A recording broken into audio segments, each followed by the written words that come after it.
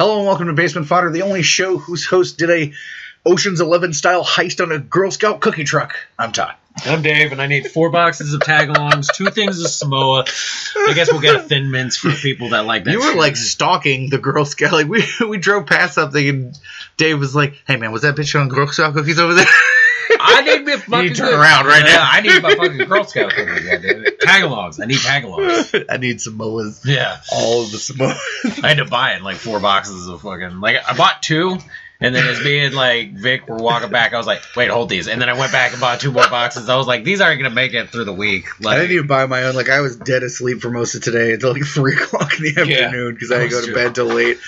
Woke up late, and I was like, let's go see Deadpool, and I need to buy Girl Scout cookies. Not Dave went out late to get a haircut and a new phone and stuff, and she brought me back some Samoas. I was like, oh. Yeah, I was like, where'd you get those damn Girl Scout cookies? Hey, man, y'all got some Girl Scout cookies?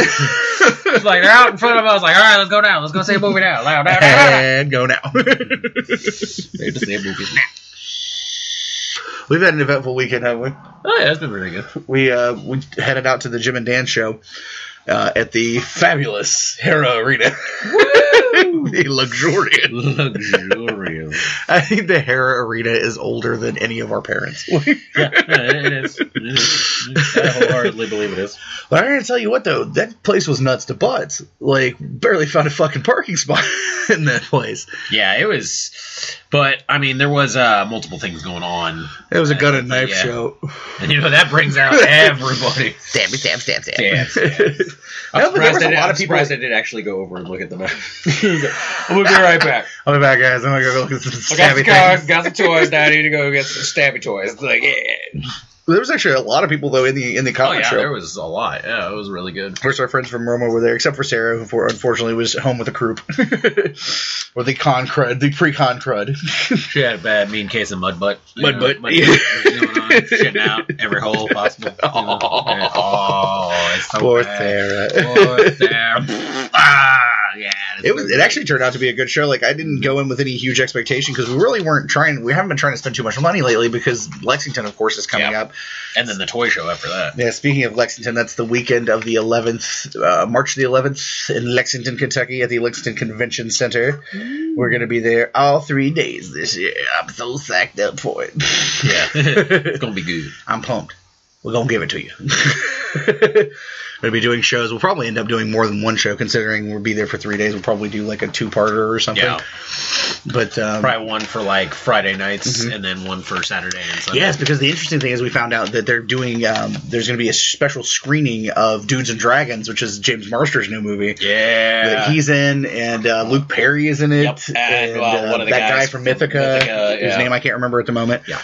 But it's kind of like a D&D parody sort of movie, which looks like a lot of fun. Yeah. And there's supposed to be a special screening and then some sort of like Q&A afterwards, which sounds like really awesome times. And, I mean, as things unfortunately have worked their way out, it looks like it's probably just going to be you and I this time. Yeah, unfortunately, because But that means we can go as early as we fucking will. Yes, let's leave it early, because we can get our tickets as early as 2 o'clock, so we can leave in the morning if we wanted to. No. I don't think we can. It depends on the motel, because actually we have to reconfigure our motel reservation and get a different one. Yeah. But it depends on when the check-in time is and stuff. But we'll have plenty of nice, relaxing time to do everything that we want to do this time, which is really cool because we really haven't had that opportunity yet. It's always been kind of a rush. Yeah. Because we've never been able to go until late Friday night and then sort of basically not get any sleep and then go on Saturday. I mean, we might be able to talk to the guys and see if they need any help.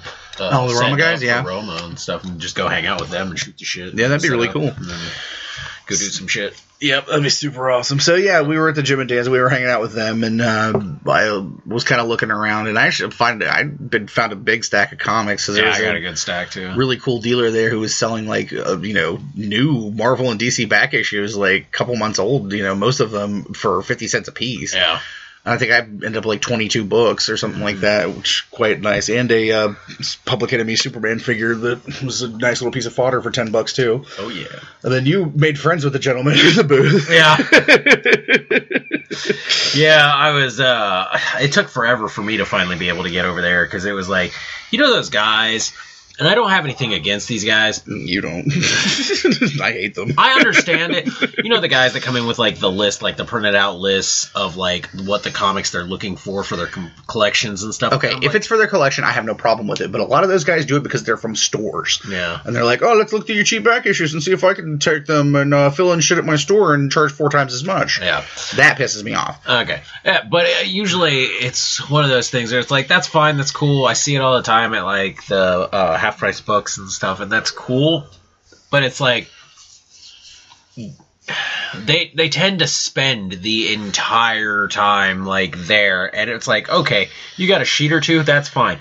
This guy literally, I shit you not, had like 15 printed pages of comics like that he was looking for, and I'm like, dude, it's a little bit much, isn't it, bud? It's a little bit much, and you're a big guy, so you're hogging up at least 3 boxes there. So I'm gonna need you to, like, I don't know, move your fat ass over a little. Yeah, like, it was not like he was there for like, oh, he's there for like 5 minutes. No. Like, he was there the entire time I was there, and I spent a good 10 or 15 minutes looking through him, and he was there for the entire time. Then I walked away and went around a couple times, and you were still talking to Aaron and Kenny, and like at least 20 minutes later, you went over there, and he was still there. Yeah. And then we waited another 15 minutes or so, and he was still fucking there. Yeah, and finally he left. Yeah, so I was able to go and, go over and look, and, like the guy that was working back there, was a really nice guy. He was trying to keep his distance because he wasn't feeling that well. I think he had like been up late, kind of not like doing well.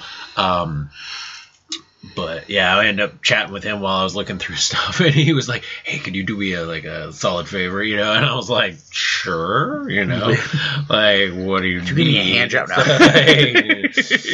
need the big guy to give you a double shake weight. But he was like, my boss, like his boss is gone, and he was like, the bad thing about these things when you're here by yourself is like when you gotta go to the restroom, you're fucked and stuff. So he was like, he's like, you feel free to keep looking through the boxes. He's like, but can you kind of like keep an eye on it? And I was like, yeah, fine. That's sure, go ahead. So he went off and did his thing, and luckily for me, nobody really came up till like right as he was coming back, so I really didn't. I just kept looking, but I kept a good eye, made sure nobody, I got my knives on me, so if anybody tried to run off with a comic, I just kidney shot, get off the comics. But no, he came back. He was really cool about it, and I picked out a few comics, and I was like, do you mind holding these real quick, because I was gonna try and go get cash, and he was like, just kind of repayment, like, you did me a favor, so go for it. Yeah, so, which was really cool. That was really awesome. Karma is real. Yeah. Karma's real. It was cool.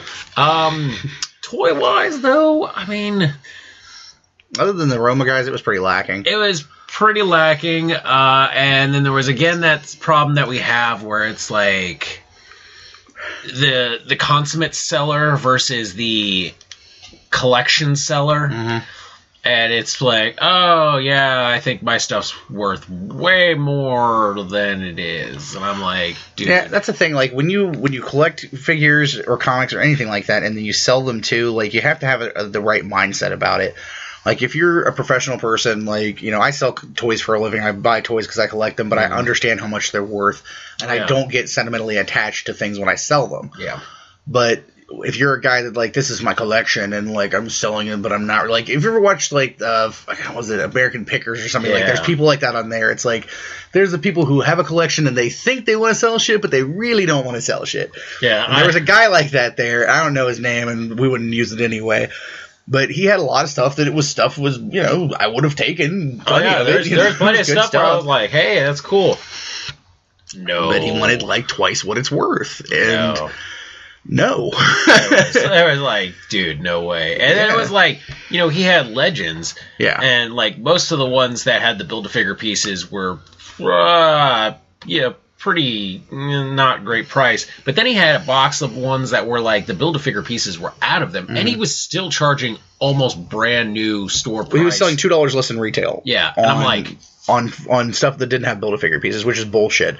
Like, that basically takes half your value away, because a lot of people get figured just for the Build-A-Figure pieces. I always make the deal with you. Like, if we go in and it's like, I want the Build-A-Figure and you want the figure, we'll go halves. 10-10, because, like, when you see a Build-A-Figure piece all by itself on there, unless it's like flooded market, They usually pretty much it's close to $10. Yeah, especially for the recent stuff, because like in the recent stuff, it's like you're gonna pay at least $5 to $8 for the piece plus shipping. Yeah, and ain't nobody gonna charge you like the cheap shipping like they should be charging for something that literally weighs 2 ounces. Yeah. They're gonna be like, I want to put it in a flat rate box for $6. Yeah, which is fucking horse shit. Like put it in an envelope for Christ's sake. Put it in a Manila envelope, or I'm gonna kick you in the dick.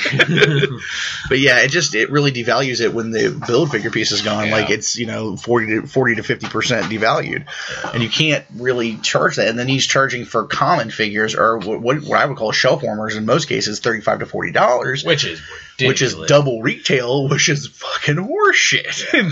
I'm like, dude, I could leave, go to Walmart, pick that figure up for $19 right now, like, and you're trying to sell it to me for $30, like, no. It's like, I mean, it's like if you're trying to sell me some damn Iron Man or something that there's 9,000 of, like. I'm sorry. I could spit in the dark and hit a freaking Iron Man or Captain America figure at like a Walmart or a Myers. It's like you could walk down the toy aisle in Walmart and just sort of spin around, and the first thing you touch is going to be an Iron Man figure. Like they're not difficult to find. Yeah. Or then there was the backyard seller, which is like nothing's in package. It's all old stuff from like the 90s and shit like that. There's this one poor people that had all these like they basically just like they dumped a junk drawer out onto the table, and they were under the most belligerent heat vent. Oh my god! In they were history. Wearing hoodies. I was like, oh my god! I wanted to look at some of the stuff on the table, but it was so oppressively hot. Like I think you could see the plastic warping on the toy. I can only imagine they were sitting under Satan's tape. Like that's it was like they were in a fucking sauna. It was well, we're going to sell some toys and maybe work some sweat off. It's cool. They could have been wearing those like plastic sweatsuits and shit. Yeah.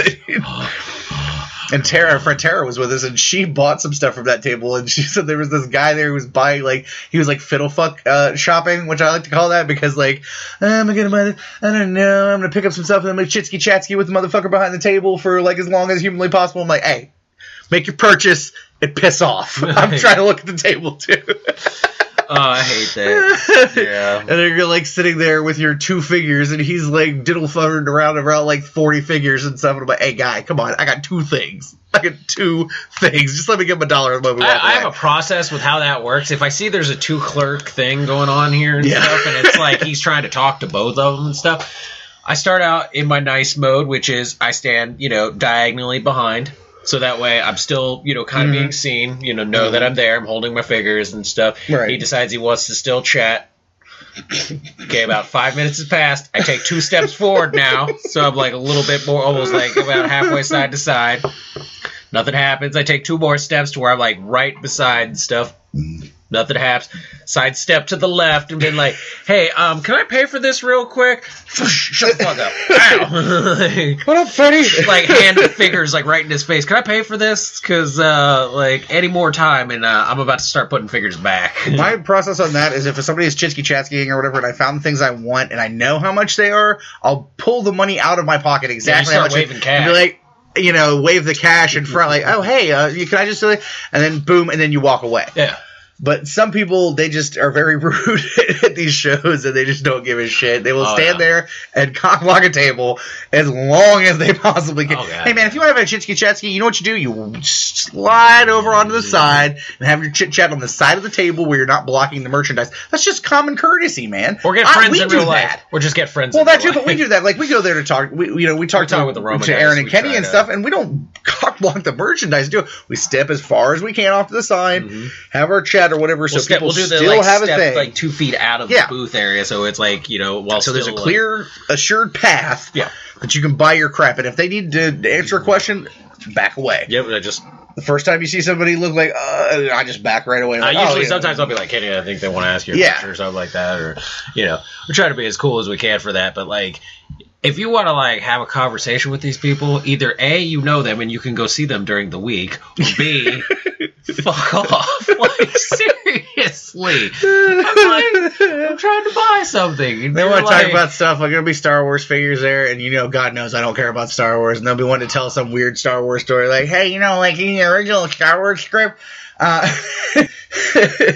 It's literally one of those. Leia left Han for like another woman. And while he's doing this, as much as I love Star Wars, like I'm taking steps back and I'm like getting ready to do that thing where I'm like, yeah, okay, it's time for the big Kevin Nash boot. Like, boom, to the side of the face. Like, get out of my way. Did you know that Leia left Han for like another lady in the original George Lucas version? Shut the fuck! Shut up now! What's the hair mouth breather? Some of us are trying to purchase toys. I know your mom didn't give you your allowance this week, but I do. Trying to perform some commerce here, okay? I don't want to be here all damn day at the hottest booth in hell. Like, trying to figure it out. Yeah. But it was one of those things. That was a really good show, though. They had a lot. But man, it was one of those things where it's like you can tell Funko Pops are the thing still, because it's just like a sea of fucking Funko Pops. Yeah. But I mean, I can't hate them because I love Funko Pops. But it's like one of those things where it's like sometimes it's like, hey, you know what? I also do like action figures too. So it's like when your booth is nothing but Funko Pops, I'm like. This was one of the shows for me that's like it's more about long boxes. It's like it's a long box show, and I came to get long box stuff. Yeah. And like I know you bought some stuff from Aaron and Kenny, and before I found that Superman, I was gonna buy some fodder from them, but then I found the Superman, and it's kind of something I need more. Yeah. Fodder wise, so but that's also we know we're gonna see him in. Yeah, we're gonna see him in Lexington in like 2 weeks, and so I'll probably buy stuff from them then too. Yeah. Plus, and they're gonna be bringing twice as much stuff. So, you know, I mean, we didn't really go up there. Speaking of which, guys, I did get that Taskmaster, so don't worry about that. Thank you for keeping me in your minds. Yes, finally. Yeah, I was finally able to. Who searched every damn store and still never found it. You nope, had to order it on eBay. God damn it. Yeah. Scalpers. Let me find you, motherfuckers. I swear to God. And then we decided, because we were in the Dayton area, this is like my thing. Every time we go to Dayton, I immediately must eat at Hardee's because there's no Hardee's here, and I love Hardee's. And so we decided to go to lunch, and we went to the little Hardee's. It actually seems to be the one we go to almost every time we're up there. There's like two of them. There's that one, and there's one that's by where like a Cub Foods used to be at some point. Yeah. But down in Dayton, and the one was by the Fairfield Commons Mall. Yeah, yeah. And we had our delicious deal thing from there, which was an awesome deal for the price. Like it was like $4. And $5 since we got it upgraded size-wise, but like it was a double cheeseburger, a chicken sandwich, fries, and a drink for $4. Yeah, it was like a good-sized double cheese. Yeah. Spicy chicken, fries, and a drink. And it was good, too. I'm loving like fast food right now because they're working on these like deal things and stuff because it's they're trying to undercut each other, which is nice. And I'm like, hey, that's cool. Because I am reaping the benefits. You know who's still being a dick though and not participating? Arby's. Fuck you, Arby's. I love your damn roast beef so much. Why do I gotta pay $35 fucking every time I go to Arby's? That's not even a joke. We've done that. Yeah. It's like, you want to go out for a fancy meal? Sure, let's go to Arby's. Steak. Yeah. Let's go to Arby's. Speaking of steak, I have to mention that tonight's steak episode was bullshit. And we'll get back to the rest of the Dayton trip in a second, but I want to mention the shittiest waiter in history that we had tonight. We went to the Texas Roadhouse in Grove City here, which is adjacent to the Basement of Doom, and we got there, me and not Dave and Tara got there first because you guys were still out seeing Deadpool. Yep. And you were going to meet us there. Like, I wasn't sure if you were actually going to meet us, so they gave us a small table. Yeah. And so we had like a 4-person table, and there was 3 of us, as the basement baby was off with my mom. And I was like, well, we could just put Vicky in the empty chair and we'll bring over a chair. So I asked, the guy comes over. First of all, he was a shitty waiter in the first place. He comes over and he's like, you guys know what you want for dinner? And I'm like, what the fuck kind of shit is that? Like, excuse the fuck out of me. At first, first he was like, do you know what you want to drink? Because the guy, like, he was like bitching to us that the host who seated us didn't ask us what we wanted to drink. Which I didn't think that was their job anyway. Yeah. Okay, my understanding of how this works is like, if it's slower and the host is able to, totally, they can do that. But if not, it was hopping in there. Like, it was nuts to butts when we got there. So I'm like, oh, I'm sorry. God forbid you actually have to do your job, and yet you still want me to give you a good tip. Yeah, he was like, you guys want an appetizer? Like, and we wanted, like, not Dave wanted potato skins, which boggles my mind because they're fucking gross. I love potato skins. I find them to be, it's like, hey, you want to take the shittiest part of the potato and put, like, cremated shit on it? No, I think I'm good on that. I'll pass. I've had ones before that were decent, yeah, but 9 times out of 10, and if I've gotten them in a restaurant, they've been fucking terrible. See, I like potato skins, but I understand it is very. You have to know where you're getting them. Yeah, so, but like he's just so brusque about shit, and his refill quota was shitty. Like you know what? I drink my drink quickly. Like I'm very thirsty all the fucking time. It's just me. I'm that way.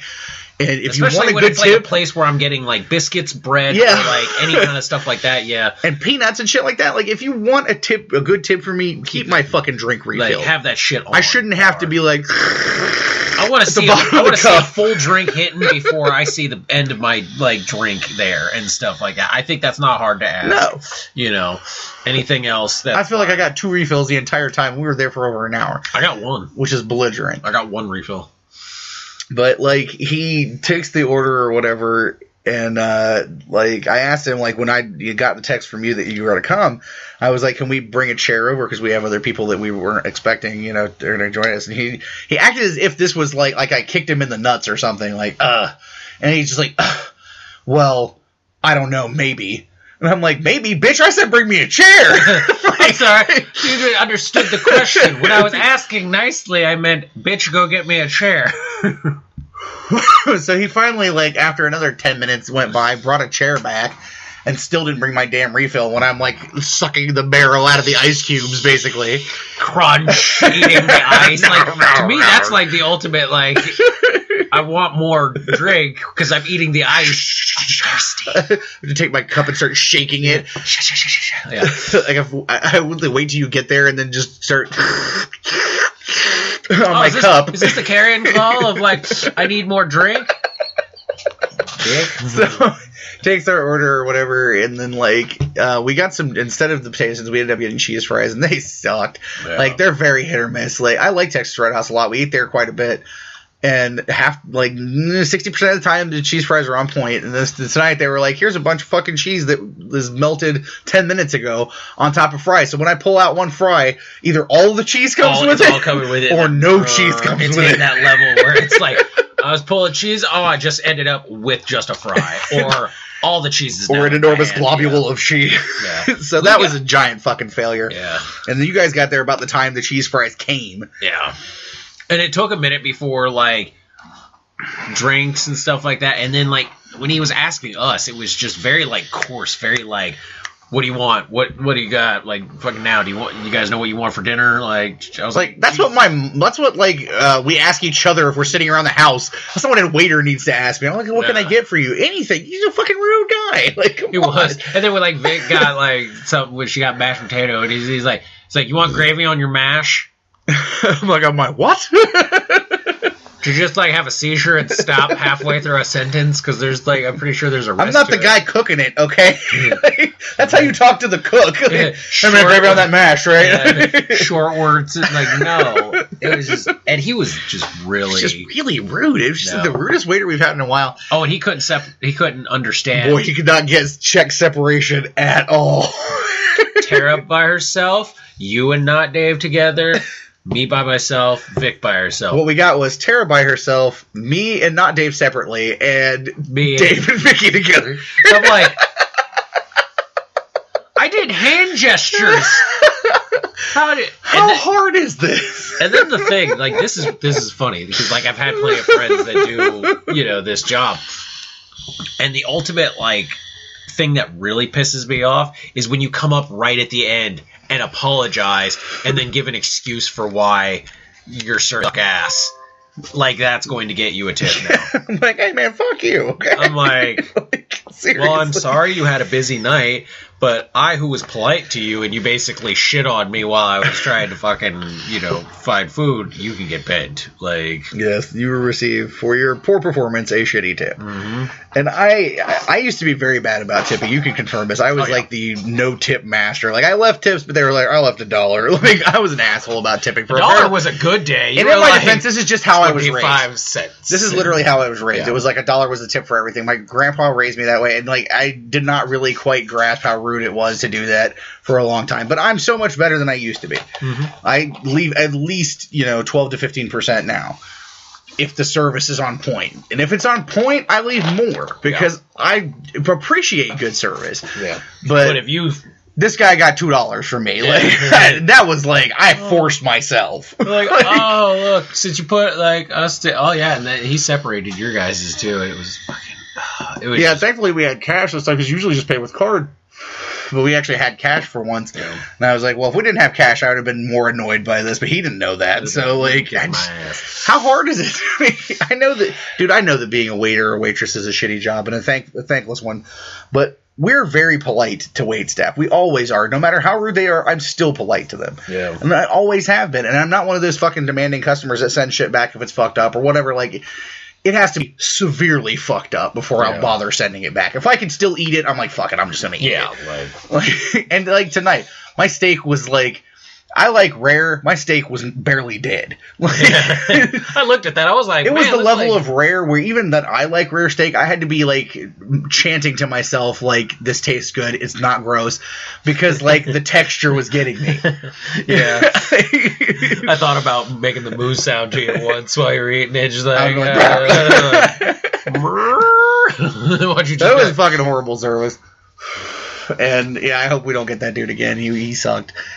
And I don't remember his name. Fucko big shit waiter was his name. Like, tiny and angry waiter. Yeah, tiny angry hat wearing waiter.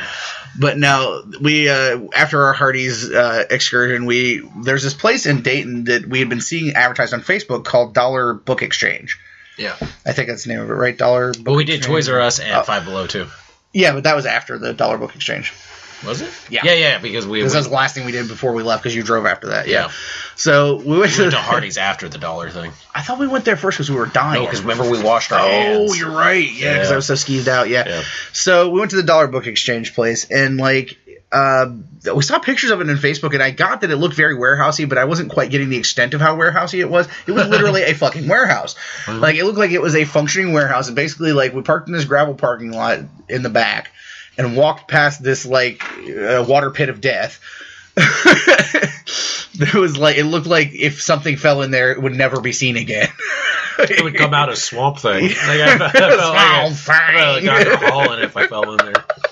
So we walked down like the sidewalk into the door, and like the whole time we're like, I don't know, is this the right place? I'm not sure if this is the right place because it doesn't look like a store. And this sign is like, yes, you're indeed in the right place because I'm sure everyone has thought this. So like there's a pathway that's like taped off with caution tape that goes through, like winds through this warehouse, and there's pallets stacked to the ceiling, and like it stanks like sawdust and like old cardboard. And I was like, this is fucking weird. And we finally get back there, and it's just like this giant haphazard like maze of books and like books and DVDs and all this shit. And it's all $1. Yeah, and it looks like basically what it was is like they got all the stuff from like closing libraries, like libraries that had to close out or get rid of stock or stuff like that. And it's conceptually very cool. Like, and there were deals to be had, but you have to be extremely patient and extremely meticulous probably to do this right. And you also have to not be skeeved out by the environment, because the environment was skeeving me, and like not because like I'm grossed out by warehouses, but like the sawdust in the air is very thick. The sawdust, there's the paper mites or whatever, like it's that level of old with books, kind of like you kind of almost get like a minute sense of it when you're at like Goodwill and you're like looking through the books and stuff. There's that like film and stuff. Yeah, like when you go thrifting, think of like the thrift funk, you know, because they all have the thrift funk to some. Think of like the thrift funk like multiplied times 5. Yeah. But like with books and shit. So it's like it feels like you can just like you're walking through waves of paper mites and dust and shit. So I was getting like I hadn't had much sleep, so I was getting very tweaky in there. Yeah. And like there was places to sit down, but all the places to sit down were like these weird couches from 1973 that had these very sketchy looking cushions, giant, like one wooden bench in the back. So like we go back to the DVD thing first, and there's just literally thousands of DVDs back there. Oh yeah, and they're all in condition, library condition. Yeah, these are all like library lender copies from like Boston or New York. And so we're digging and digging and digging because I love to dig through shit. That's kind of one of my things. Like I'm the guy who likes to dig through long boxes, and I'll dig through stacks of books and shit all day. Got a crick in my neck from fucking like my head was turned sideways on the fantasy section. The other problem was there was a lot of like, because it was a very cheap place, there was a lot of groby people in there. Like, I don't know, this makes me sound snobby or something. I'm not snobby, I really am not. There's just very, not liking bathing people that were in there. Don't really. They're anti-soap and anti-personal space. And oh God, you know what? If I can suggest anything to a parent, please teach your child about personal space. I have tried as a parent to teach my child about personal space, and it fails miserably for the most part because kids are kids and they don't fucking understand that shit. But I'm bent over and I'm looking I'm halfway bent over and I'm looking at a row of DVDs and I'm probably 8 inches, my face is about 8 inches from where the DVDs are. And all of a sudden, a child just inserts himself between me and the DVDs. And you just have a 4-year-old's ass in your face. No, I had a 4-year-old. The back of his fucking head was literally an inch from my nose. And I was like, what? Because he came out of nowhere. Yeah. He just teleported between me and the DVD. And I was like, shit. What the hell is that? And he smelled as if he had a fresh load in his pants. And I'm like, oh God. And I just could not be. I was like, well, I'm done looking at DVDs now. And I meandered over and looked at the books. And they try to separate them out and have them in some semblance of order. Sections. They'll be like, okay, these are religious books. Or these are fiction, kids books. These are young adult fiction. There was a sci-fi fantasy and mystery section. The most vaguest sections they can do. Right. And the one girl was putting books away and stuff was I've been trying to if they're all Stephen King, put them together and stuff like that. But she's she was doing a decent job. Yeah, she's the problem is there's constantly just kids grabbing books and just picking them up and dropping them where they go. Where they fall. Yeah. Yep. So she's it's kind of hard. Yeah. So I tried to get in there, and it was just there was a lot of people in there, and they were all up in my business, and I'm a smaller guy, and man, it felt like floss. There was just people crowding me and stuff like that. And the adults had no semblance of what personal space is either, because I was trying to look at the Stephen King books because I was looking for a specific one, and I found it, thankfully. But I had found one copy of it, and it was not in all that great a shape. But I was like, fuck, $1, I'll still get it. Mm-hmm. And then I saw that there might be another copy a little further down, so I moved a little further down, and there was a big old gentleman, and I'm a big old gentleman myself, and there was a big old gentleman who made me look like a starving Ethiopian child, who decided he was going to shoehorn his ass in behind me, which literally I could feel the shelves move, and I'm pressed up against it I'm putting it on the glass, trying to look at these fucking books. I'm like, come on, guy. First of all, take a shower. Second of all, get the fuck off my ass. There was one, I managed to come out with some pretty sweet deals there. And I was I was giving everybody their space because, I am a smaller guy, so I can, maneuver pretty well. But I swear, I'm just standing there looking, and next thing I know, probably a guy about your size, maybe a little bit smaller, just, excuse me, and the excuse me was apparently, telepathically, because I didn't hear it, but immediately was just whoop, right in front of me, and then all I hear is a pack of hot dogs, heavy breathing from the back, and I'm just like, are you kidding me, dude? I'm looking at books, the sideways cocked of my head and my hand out meant perusing of books, and then next thing I know, I'm like, oh my god, fucking walrus is in my way. What the shit? If you wanted to get by, please, just say excuse me. I'll be like, hey, that's no problem. I'll get out of your way and stuff like that. But to literally just slide right in front of me, and I was just like. And I got really twitchy, my hand hit my pocket where my knife was, and I was like... I feel the shanks coming on. I could drop one of the bodies in, one of those, things. All the books would just absorb all the blood. It'd be I did find the book I was looking for. It was the Stephen King Under the Dome book, which I was happy to get. And it was in a very nice condition. And I grabbed that. And I ended up getting one DVD. I had a stack of DVDs, but I opened them all up and looked at the discs, and most of them were damaged beyond recognition. So I lucked out on the discs for the moment. Yeah. I ended up getting the second original Godzilla movie, from the 50s, and book on CD, Forever Odd by Dean Koontz, which is the Odd Thomas series, which I really love. Yeah.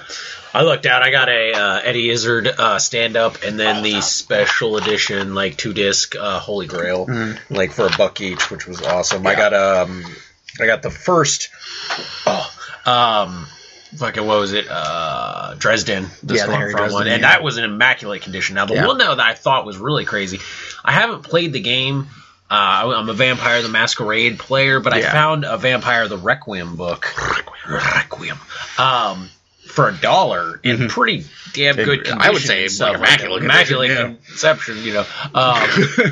It just like appeared there, and I was like, yeah, it's $1. I have to. Like, even if I don't play the game, it was just sweet. We love gaming books. So for $1, it was mine. Oh yeah, fine deal on that. Yeah, and I don't think Tara bought anything. No. Oh, and you found that vampire book for me. Oh yeah, and I did. Yeah, the vampire, one of the novels. I've got quite a few of them myself. I do too. Yeah. But by the time I got to the section that had the books on CD, like there was a family of people who may have been cousins that married that were just they were just hard looking at these old PS2 games that they had on the shelf there, and it smelled so much like shit there that I thought, like, if I picked up one of these books on CD and opened them up, there may have been turds in it. Like, Dookie in there. No. But I did just I had to like power through it. Cobra Strike in to get the book that I saw, because like most of it was stuff I didn't care about.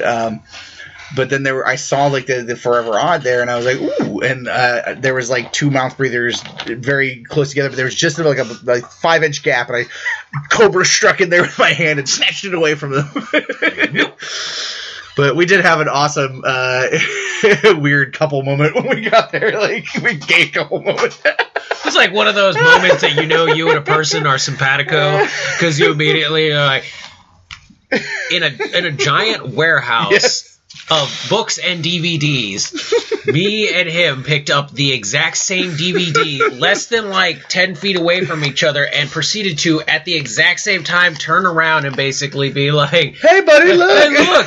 And we're both holding the exact, from two different, like one's from Boston, one was from New York, L. Ron Hubbard Dianetics Scientology book. We're like, yeah. It was funny. It was guy love between two guys. It's like, no, you know what that means? We're just both good at finding shenanigans. Shenanigans, because I could, like, my eyes were counted about 30 of those. Oh yeah, there was like, I found so many L. Ron Hubbard, like in the sci-fi section. There were so many L. Ron Hubbard. He wrote a lot of science fiction books. He was, but I've never including the Dynasty. Yeah, I've never found so much L. Ron Hubbard. You know, like, I was like, well, apparently everybody just decided to get rid of their L. Ron Hubbard. Angry former Scientologist in the area. Something got rid of that L. Ron Hubbard guy. Like, Jesus Christ. By the time we got in line, like I looked like a crackhead or something. Like, I was tweaking so hard to get the fuck out of there. I felt like I was like, oh my god, I feel so gross right now. Yeah. I was like, oh shit. Hopefully they take card, because I don't know. I didn't even think about it. I was like, oh yeah, we're going to the warehouse, the bookstore. Oh shit. Well, thankfully they did. They did, which was cool. But then we went to the Hardee's after that, because, like, yeah, you're right. Like, when I got out of the car, I never got out of the van so fast. Because first of all, I had to pee, like, a ridiculous amount. And I felt so dirty that we walked into the bathroom, I washed my hands, peed, and washed my hands again. Because I didn't want to touch my own junk with these hands. The sanctity of my hidey hole will not be. No. And we ended up going to the Toys R Us. You guys did. I actually stayed in the car and read a comic. And then we went to Five Below, because I love Five Below. It's like one of the most awesome little weird stores ever. Yep. And I found this great Lego Man, the new Lego Man blind bag series that looks like a mulleted, like, Ultimate Warrior Lego Man. Yeah, it's so good. He's so freaking awesome. So that was a really fun trip, and you actually ended up driving back because I was so freaking tired, because I had got no fucking sleep. Yeah. Yeah, and it was good. And then the rest of the night, we basically hibernated, woke up, ate Wendy's, and hibernated more. Yeah. Like, it was one of those things where you're just like, you know, when you're so tired, you're in a coma, and then you like, wake up just to like piss shit, maybe get something to drink, and then coma out again. Mm-hmm. That's what was happening. So it was fun time. Yeah, it was good. I know we didn't talk about we didn't do anything about the pay-per-view, the Fastlane, and the reason we didn't is because it was basically awful. That thing sucked. There was just nothing to talk about. You know what I'll say? Hey, guess what? The AJ and Chris Jericho fantastic. Fan-fucking-tastic. Everything else, no fuck. Sucked. It's all literally sucked. Zero fucks. The triple threat was fine. Like the Brock it did what we thought it was going to do. Yeah, Brock and Dean and Roman. It did exactly what I thought it would. Roman was going to win. No shock there. Nope. They did some fun stuff. Like, they hammered on Brock. He took a hell of a beating. Like, they double teamed him and put him through 2 of the announce tables. And they put him through the second one. It was great because they like started burying him in the rubble of the announce tables. And I thought he was going to do a big like raw spot out of it, but they never did that, unfortunately. Like, I'll give Roman, he had that cool moment where like Brock had put him in the Kimura and like stood up and like power lifted, and I'm just like, impressive. But really, he'd snap your shit like a twig. Yeah. And then Dean beat the piss out of everybody with chairs. But I don't know. The rest of the matches were all just meh. Like, it was a nothing show. Yeah. That women's match. I don't want to talk about that. Brie Bella and Charlotte. Okay, and you know what? I'm going to defend Brie Bella. Like, this is one of those things where it's like... No, Charlotte is the one who pissed on this match, and that was kind of annoying to me. Yeah. Because she's really talented. She is, but like... she can't sell for shit. She was fucking channeling Kevin Owens at his worst no fuck, no sell, no nothing moment. And like, which I'll give Kevin Owens credit because, like, he's come a long way from that when he started to, like, being a good heel, except for they had a fucking shitty match with, like, Dolph Ziggler because, again, apparently you need to fucking wrestle Dolph Ziggler. I don't know why. I don't care anymore. I still don't care anybody wrestle Dolph Ziggler. Yeah, but, Dolph Ziggler is like the most talented guy I can't stand to watch. Yeah, like it's so bad. It's so fucking bad. Like, I can't do it. He's such high energy, so good, and I just couldn't fucking pay for a fuck to watch him. I'm so tired. I'm looking through drawers. I'm looking at my pockets. I can't find a fuck anywhere to give. But I can find the remote and fast forward to the fucking... forward to that crap. So that was basically that's the only thing I have to say about Fastlane. And then Raw the next night was meh. Yeah, Raw was weird and meh and nothing, and like I'm kind of over it right now. But they're having a really bad problem with a shortage on the lineup. They don't have. I've seen the same people over and over again wrestling the same people over and over again. Yep. And it's fucking shenanigans. And then 2 is just the writers have nothing. Like, there is fucking nothing going on. No, less than nothing. Yeah. And they can't seem to, like, realize when a person is over and when a person isn't over. New Day. Yeah. Oh, God. Oh, fuck, dude. If I swear to God, I would fucking want to bomb the New Day's fucking brains out. Fucking unicorn sex-having motherfucker. I'm so sick of them. It was a nothing show, and I have nothing else to say about it. No, we watched all the shows this week. Yep, we did. They were all good. Oh yeah, really good. Really good shows. Really good. Yeah, especially Heroes or Legends Tomorrow was the best, I think. Yeah, they got a huge ratings boost too for that. Good. Episode. It was really great. Really good. We got to see. Actually, that one was really good for multiple reasons because like they introduced like.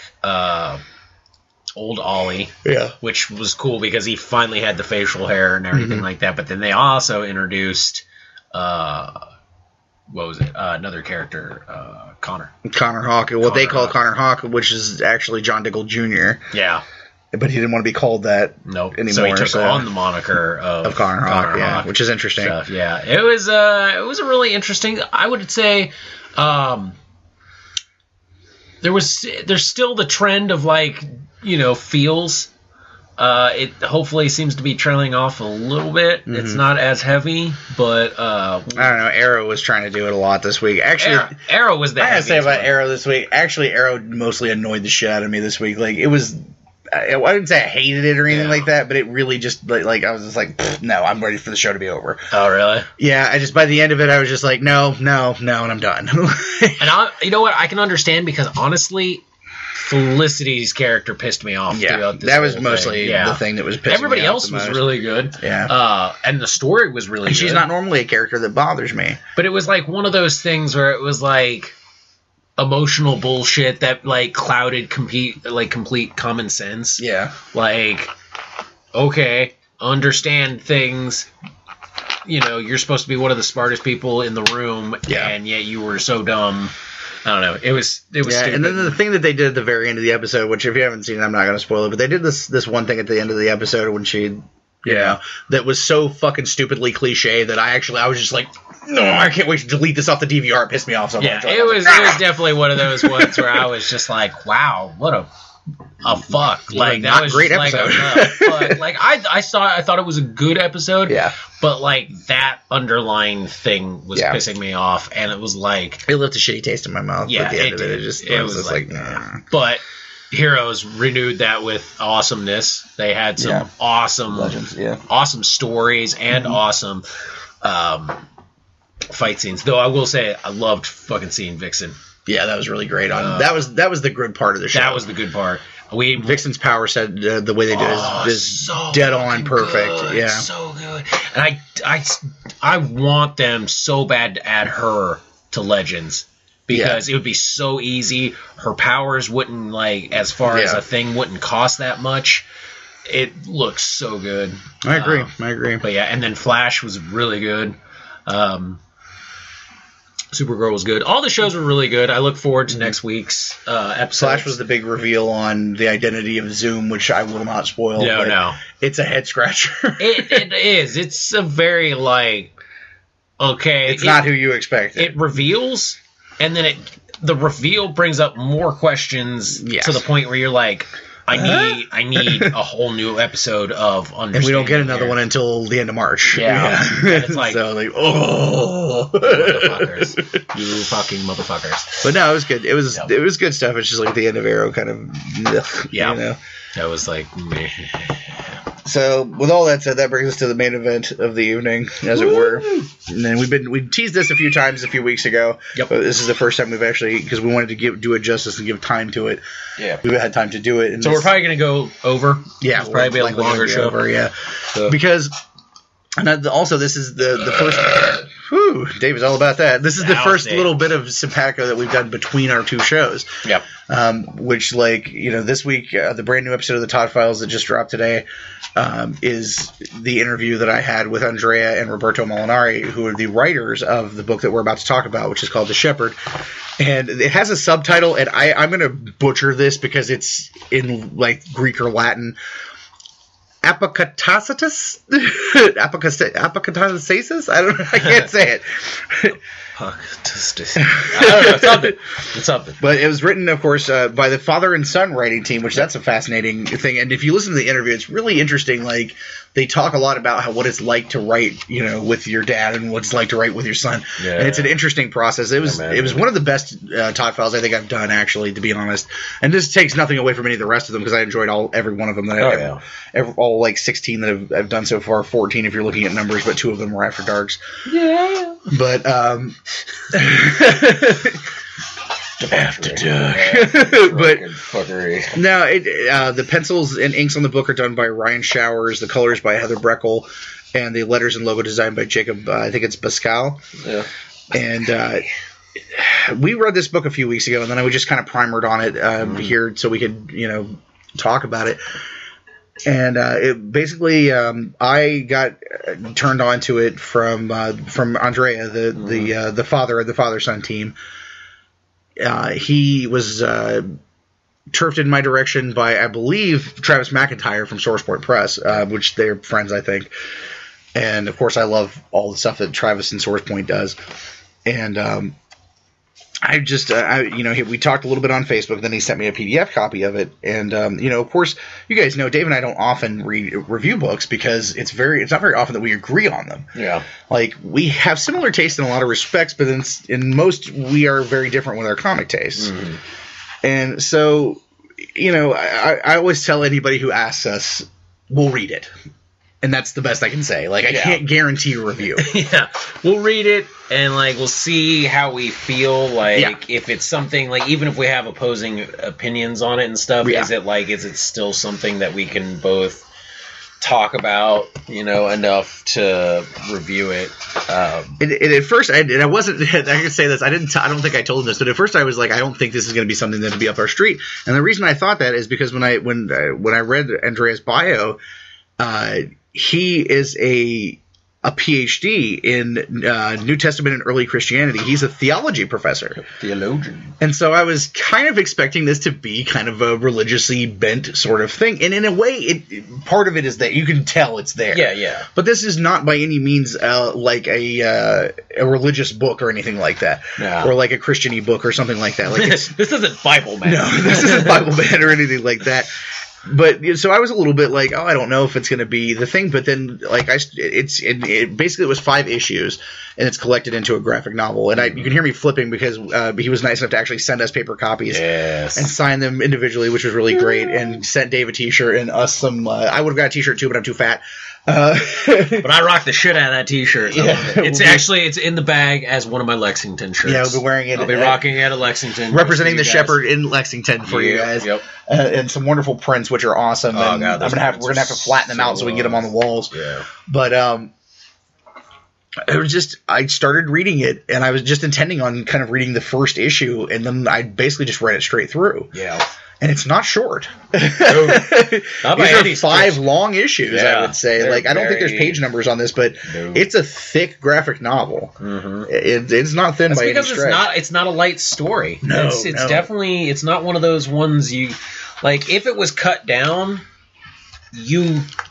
I feel like you couldn't cut it down any more than what it was. You'd have lost things in it. But it's definitely, I read it in I believe one sitting. One setting, yeah. We both which did, is which is unusual for both of us. Yeah. But it was so deep in feeling and so deep in its subject matter. Yeah. Like, when I was reading it, I was like, I don't know how you'll react to it, because, it's very, sometimes you get really into those kind of things, and sometimes you're like, I can't do it. Yeah. And it's the same thing with me. Like, if something is very feels heavy, or if something's very emotional, like, sometimes I have a hard time getting through it because I have a hard time dealing with things like that. And this thing is very a lot about death. Yeah. And death is a tricky subject for me. Death's a tricky subject for you, but for me, it was, when you told me about it, I was very like, whether or not I could do it because of like my religious beliefs, and then also like my past with like Christian stuff, like childhood wise, and I'm like, this is gonna be interesting. Like, this might be a little like taxing as far as like if this is something I can go through. And honestly, for me, I would say like this is more like up my street as far as like common sense and like questions I would have had. Like, it deals with a lot of things that aren't necessarily, really brought up a lot, or at least like brought up in like the way it was brought up here. Is like, I got really interested in it when I was reading because it brought up things that I had always questioned in my youth about the religion, and wondered, okay, what happens when this, like this outcome? Nobody ever talks about the outcomes I always had questions about. They always wanted to go to the, the happy place and stuff like that. Nobody, the Jesus' wonderful bye place. And that's fine, but I always want to ask the other questions. Yeah. And this touches on a lot of these things. This is like, I've seen things and I've dealt with things, and it is very much of like, what happens when when your faith is broken, when your belief system is just crumbling under you, like, and then where you go from there, and like how you choose to get back up or not, and I think I really enjoyed that because I can understand. It's one of those things where it's like, that is not my faith, but I can understand what was going on through the whole thing. Right. And like, it's not like, there's not preachy, and there's really nothing like about it that talks about God or Christ or anything like that. It's more about like dealing with loss in the wrong way. Yeah. Man's morality and thematic things. Of course, it's like Old Testament stuff. Like, I would compare it to it's about redemption in a way. Like, it's a redemptive story, but it's also about retribution and about heavily about family and loss and connection, spiritual connection between two people, and not like a romantic spiritual connection between two people, but like between a father and son, or between a parent, child. Like everybody. Andrea talks about this on the Todd Files episode, and I thought this was quite brilliant. But like he said, like, I feel like everyone's got a person in their life that they're just connected to. Yeah. Like, not a romantic connection or even a family connection necessarily, but they just this person that gets you, and when something is wrong, you know it. Yeah. And if they're not feeling good, you kind of feel it in your bones. And we all have those people, you know. And I really connected to that. And that's, you know, kind of what this is about. It's about that person and what happens when that person is gone. Yeah, when it's and taken you feel away like from you. That when they're gone, and like not only are they gone, but you feel like that they're not at rest and they're not where they should be or where they would need to be. Yeah. And then what the fuck do you do? Yeah. You know? Like, how do you cope with it, as far as, like, especially because it's like the character has such strong, you know, thoughts and, you know, like ideology and, you know, just sense of purpose in the beginning. Mm-hmm. And then it's like, you know, seeing steel melt and like stone crumble right in front of your eyes. It is very much. I'm actually getting goosebumps thinking about it because it's that impactful. It is one of those things, and then it like, to me, they're very different, but it was like very that feeling, that reminiscent feeling of like the Robin Williams movie, What Dreams May Come. What Dreams May Come, where it's like, what length are you willing to go to to save somebody you love when you just know something's not right? Yeah. And it was like, you know, you might lose yourself in this, but you're willing to do it. And it was very interesting. So I want to talk about the story itself, and I'm going to try not to do too much spoiler type stuff, but we are going to try to give as much in-depth a review as we can. Now, what I know from doing the interview, and like I don't often, I shill at the end of the show, but I really don't often try to press people to listen to the other show. Mm-hmm. But I really suggest it, especially if you're going to read the book. Yeah. Please, you know, give it a shot, because it's a really great episode, and I got to a place in that episode that I didn't expect to go, and I almost edited out about 20 minutes of the show because I don't usually get too personal when it comes to interview stuff, and it hit me in such a personal way that I felt like I wanted to tell them the story of like how it hit me. But then when I listened back to it, I was like, I don't know if I want anyone else to hear this story. Yeah, like it's very personal. It was very opening. But I talked to Andrea about it, and he actually was very cool about things. He was like, if you feel like you need to, take it out, but like really, I would love if you left it in. Yeah. Because it was impactful to me to hear it impacted you that way. Mm-hmm. And I told you about it, you know, and all that, and I've talked to a few people about it. And I said, no, fuck it. No, one of the things that we said when we started podcasting is we would never cut things. Yeah. That unless it was like shit, like something was fucked up or something. Yeah. But we would never cut content because we wanted to be as raw as we could. Mm-hmm. And that wasn't about the Todd Files at the time. It was about this. But I carried that over. Yeah. And I've never cut any content out of that show either. Yeah. And I won't start there. So it is released in its full form. So, I would definitely check it out, because reading this and then also hearing how them talk about it really gives you a deeper understanding of the book and the story that you're gonna read, which is really good. And what's interesting is the story is like, I won't spoil the interview really, but the story is based on a dream, a dream that Andrea had about his own son, and then the characters are kind of partially autobiographical. Mm-hmm. And the main character is also a theology professor, and you know, he's dealing with a teenage son and two smaller children and his wife, and a very busy, you know, teaching career. And his son is, like, I want to go to a movie on a school night. And they have this kind of cool little, back and forth between each other that is very realistic. Oh, yeah. Like, the dialogue, it's one of the big compliments I give. The dialogue is very real. Like, and I know Andrea had told me that people had been like, if I talked to my parents like this, like, I would be in serious trouble, and I'd be, this is the way teenagers talk. Yeah, it's like, you remember. This is not a new thing. Like, in that casual conversation that you have with your parental unit, like, you know, there is that leeway and stuff. And if you have that, like, kind of understanding. Yeah, this is very much a flowing dialogue. Oh, absolutely. Like the main character, Lawrence Miller, he's, like I said, also a theology professor, and his son Val is his teenager. And you can tell, like, they don't do a huge amount of setup with his, like, what their relationship is like, but in the setup they do, you can pretty much tell that it's your typical father-son relationship, but a little closer. Mm-hmm. Like, you can tell that they have the shorthand with each other. You can tell that, like, even though it's a father-son relationship and he's a teenager and there's some antagonism there, that they're still close. Yeah. And that he's a very devoted father and a very, like, hardworking guy who's very concerned about, you know, his students and getting his lectures out and stuff like that. Well, basically, his son has to go to the movies with his friends, and, you know, he was kind of wary at first because it's a school night, and, like, you know, the son's like, hey, man, I got all my homework done, you know, I studied for my test already. Like, here's some, you know, it's just about the War of 1812, and, like, you know, the most important battle of that was fought after the war. So it's just like, I know what I'm talking about. Yeah. And the wife is just like, let him go, you know, and like, you're late already, so why sit here and argue about it? It is a very real conversation. Yeah, like, I've seen this played out 1,000 times. Oh, I've done this before. Yeah. So it's like, it's definitely one of those conversations where I was like, this is a scene that has happened in 100 houses, 1,000 houses on 100 nights, you know.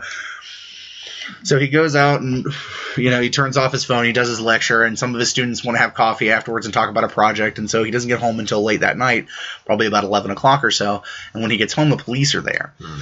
And they inform him that instead of being at the movies, Val had gone to a party, and that he had overdosed on methamphetamines. Yeah. And at first, he's like, I need to go now, I need to go to the hospital, and they're like, well, the doctors have done everything they can, and he didn't make it. Yeah. And so he's like a ball of emotion and losing his mind. He goes to the hospital and he's convinced that it's not him.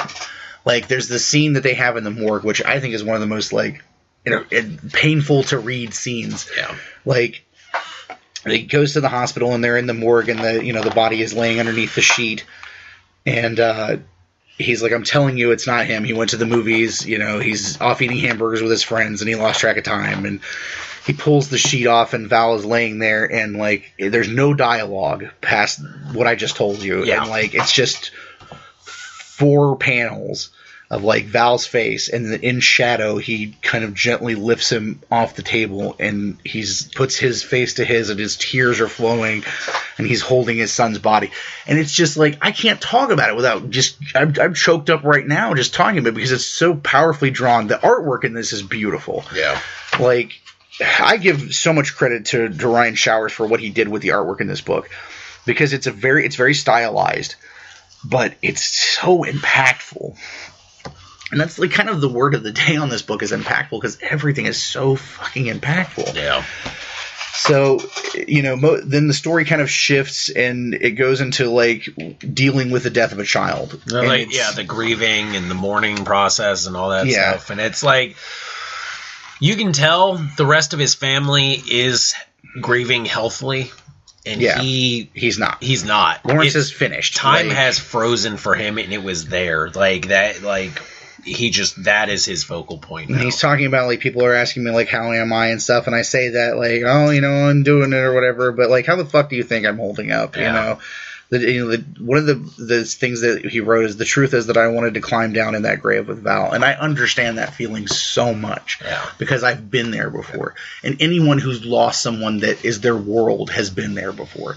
Like, you don't know how to function after that. You don't know how do I take another breath when I know that I can never hug you again? Yeah. Or how do I do this thing that we did together without, you know, crying through it because I can't do that without you. You know, that's sort of also thing. Like with the circumstance and stuff, it was like a very fluid dialogue as far as, like, you know, the parents like, just let him go out and stuff, and then, you know, he starts beating himself up thinking about why did I let him go? Like, I did, you know, this comes back to me. I made that choice, and it's rough, and it's like, I don't want to say it's a montage, but it is very much that kind of in a way, yeah. Yeah, but it is very, like, you know, you see, like, it's the world's moving at normal pace or fast forward, and then he's moving, you know, he's there, but he's not.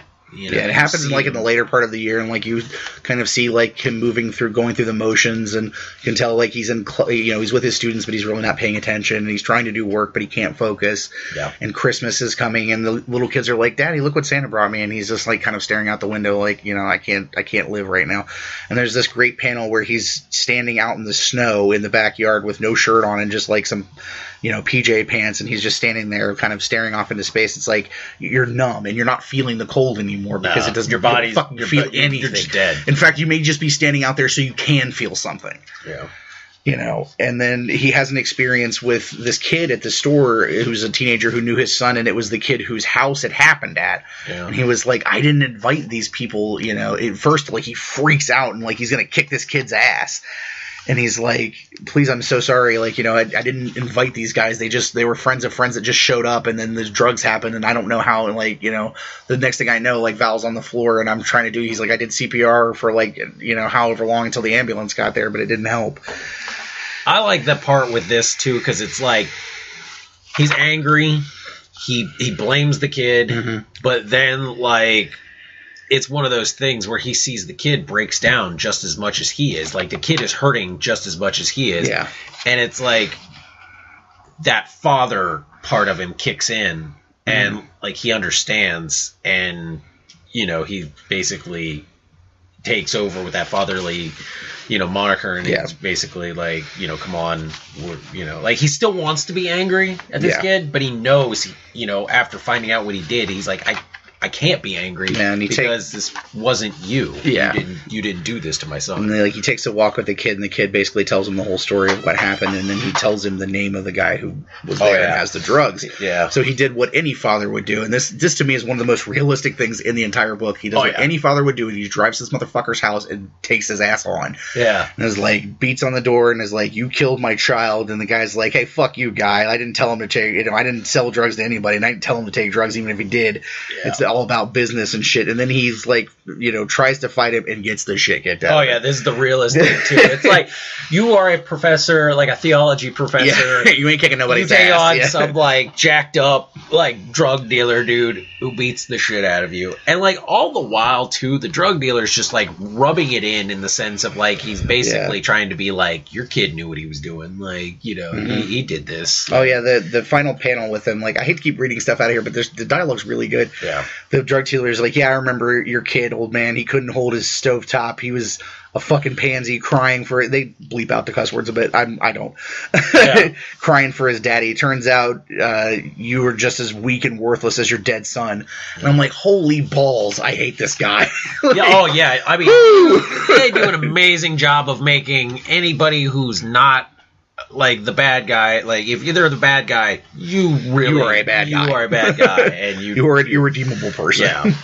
And it's like, this is almost like kind of something that snaps him back in. Like, this is the focus. This is like something for him to some extent, yeah. Yeah, this is like all that, like, I don't know what to do. I'm numb. I'm kind of floating through life now. Now all of a sudden he's snapped into that, like, you are my focal, the rage, the hurt, the sadness, all of it. I'm going to take it all out on you. All out on you. Oh, that doesn't work because I don't have the physicality to back it up. I get my ass whooped, but he's still there in his head. And he's very much like, damn it. And when he goes home to his wife, like, they have this wonderful conversation that's like, she's like, you know what, I lost him too. I'm taking care of our kids, and you're not here. I don't know where the fuck you are, but you're not here. Yeah, and, like, this is very, like, selfish of you. Like, you're making it seem like you were the only one. Yeah, and she's like, you're blinded by your own grief so much that you don't understand that we're grieving too. And this is a very personal thing this is one of the reasons it's very personal for me, because I went through this. Yeah. We had a death in our family, and one of our family members, this is a story I tell, part of the story that I tell in the other show. But my grandfather died. It was very, very important to me, and you were part of that whole process, unfortunately, for you. But my grandmother, she just could not get past the fact that we were all grieving, and it was, and it's, there's a lot of issues there. But it's like, don't you understand that we all lost him? That's what she's telling him. She's like, don't you understand that I lost a son too? Yeah. I carried him inside of me for 9 months. Our children lost their brother. and now I'm losing you. Yeah, and the kids are losing because you're nowhere. Yeah. And, you know, he kind of turns back to his work, and then during the process of it, he is reading in Book 6, The Hero of Ennidaus. It's one of the theological books, the Aeneid, I think is the name of it. Mm-hmm. And he reads about Aeneas, the leader of a band of Trojan refugees who risks everything by breaching the underworld in search of his dead father. And he forces the Grim Ferryman to take him across the river Styx past the grieving souls to, you know, try to bring him back and, like, find him where he should be. And then suddenly he thinks that he realizes what he needs to do because he has felt since Val died that Val is not at rest. He's not where he should be. Like, something is wrong. And that connection like between that gut parrot feeling of, like... Yeah. Nope. And so, right. like, he sends the kids off to school. You know, he leaves a phone message for his wife telling them not to bring them home. And he goes to the garage, gets in the car, and turns the exhaust on and ends it. Yep. And that's the end of issue 1. And I'm like, holy shit, that's the end of one issue? Like, yeah, like, whoa. That is a heavy first issue. Like, that is a very, you know, very... What can you say? What you can do? I mean, it's something that, you know, for a lot of people is, you know, familiar in some way, shape, or form. You know, you lost somebody that, you know, and you in the grieving process, you do have those thoughts. Yes, you know, you wish you could be with them, or you wish you could see them one last time, or anything. You know, you start, you know, rationalizing things in your head that you would never rationalize, and, you know, so it's very familiar. It's the 5 stages of grief, and one of them is bargaining, and you know, and like you're just like, if I could just do anything to, you know, take me instead, or whatever, just anything. And through his grief and like his knowledge as a theology professor, he thinks like maybe I found a way to save him because I feel like he needs to be saved because he's not. You know, I don't think he's been able to cross over. Like, I feel like he's stuck in limbo, essentially, you know. And so he ends his own life. And we pick up, like, with the next part of the story. And, like, I'll kind of, like, not breeze through this part, but, like, this is basically where the meat of it starts. And it's, like, where the meat of, like, the transformation starts. He goes into the afterlife in this place that's kind of, like, not a limbo necessarily. I'm trying to remember what he calls it. Let me grab the page. It's called something. The seam. Yeah. And it's basically like the seam between the edges of two worlds. Yeah. It's like the afterlife and the real world, and he meets his father there, and his father looks, you know, like he did when he died. And he's kind of like, I expected you to, you know, lay off the cheeseburgers and stuff when you die because you still look like a fat old guy. Yeah. And he's like, he's basically like, I only look that way to you because that's how you remember me. Yeah, he's like, and then he's like, this is how I really look. And then he kind of is his younger self. And it's an interesting conversation because it's like that disapproval of the father, you know, talking to the son and being like, you know, why didn't you deal with this like you should have dealt with it, sort of. And he's kind of like, screw you, man. Like, I came here to get my kid. And he's like, okay, no matter what you do, you can't bring him back. Yeah. Like, he's dead. And no matter what you do, you know, you can't make him not dead. Like, you know? Like no matter what, there's an outcome. And, like, you made a choice. And Lawrence is like, it's not about that. It's about justice, and it's about retribution, and about finding, you know, him and putting him to rest. Yeah. And he's like, I need your help. And if I could say one complaint that I had is that, like, this is a little bit of an area which I thought, like, not that it doesn't make sense, but that it needed slightly more explanation. Mm-hmm. His father, he asks his father for help, and his father gives him a necklace. Yeah. And it has, like, a little symbol. It's like a lantern staff, sort of. And he's like, I don't need a necklace. I need help, a weapon, something. Yeah. And he's like, okay, well, this is like, I don't want to say wrong names of stuff, but it's the staff of truth is what they call it. Yeah. And you can basically you wield it to inflict truth on people, and like it's like you make them see truth. And you wield the power of the truth, essentially. In comic reality, I would say this is something very similar to, like, Ghost Rider's Pen and Stare. Or like the Spectre. Yeah. You know. But he's like, the Staff of Truth is a great and terrible thing, capable of great good, but also capable of inflicting horrible wounds. It can, if it abused, it can destroy both its intended target and the one who wields it. Yeah. Truth can be a powerful weapon, especially against the corrupt. Most people live their whole lives with blinders on. They don't want to see the ramifications of their actions, the damage that they leave in their wake. And so basically what he's telling him is that, like, you can use this to shine the light of truth on these people who've hurt you and hurt your son. But in using it for vengeance, you inflict pain upon yourself. Almost like you're burning them up, but you're burning yourself up too. Like, it's, you are the fuel, and the more you, like, the hotter you go, the more you're getting burnt, and it's an intense thing. And I agree, this is something we had talked about where it was like a little bit more understanding of how.